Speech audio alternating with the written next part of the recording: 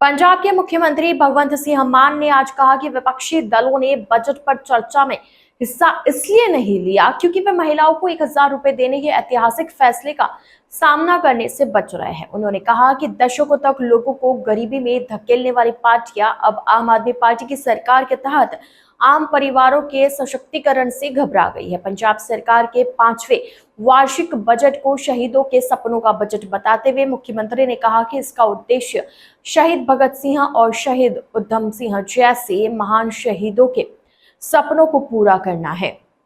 उन्होंने दोहराया कि पंजाब सरकार ने 4 साल के भीतर अपनी सभी चुनावी गारंटियां पूरी कर दी और वर्ष 2027 के विधानसभा चुनावों के लिए अपना एजेंडा तैयार कर रही है। उन्होंने कहा कि विपक्ष पहले से जानता है कि भगवंत सिंह मान के नेतृत्व वाली सरकार 2027 में फिर से सत्ता में आएगी, इसलिए उन्होंने बहस से भागने की बेहतर समझा। वित्त मंत्री हरपाल सिंह चीमा द्वारा वित्त वर्ष 2026-27 के लिए पेश किए गए बजट पर चर्चा का जवाब देते हुए मुख्यमंत्री ने कहा, पंजाब के इतिहास में पहली बार किसी सरकार ने 4 वर्षों में अपनी सभी चुनावी गारंटियां पूरी की है।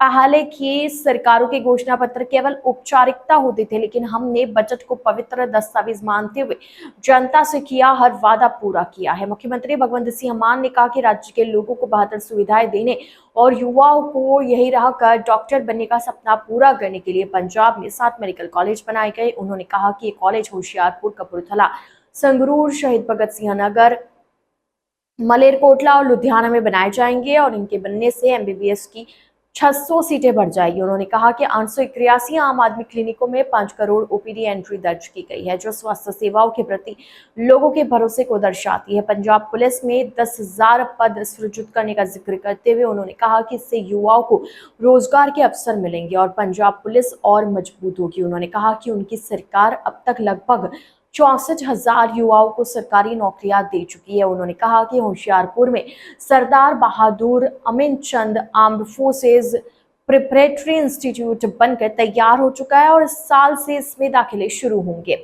इससे युवाओं को सेना में सेवा करने का अवसर मिलेगा। मुख्यमंत्री ने कहा कि गुरु तेग बहादुर जी के 350वें शहीदी दिवस को समर्पित श्री आनंदपुर साहिब में श्री गुरु तेग बहादुर विश्व स्तरीय विश्वविद्यालय स्थापित किया जा रहा है, जो गुरु साहिब को सच्ची श्रद्धांजलि होगी। उन्होंने कहा कि गुरु रविदास जी महाराज के 650वें प्रकाश पर्व को व्यापक स्तर पर मनाया जा रहा है, जिसके लिए बजट में 100 करोड़ रुपए रखे गए।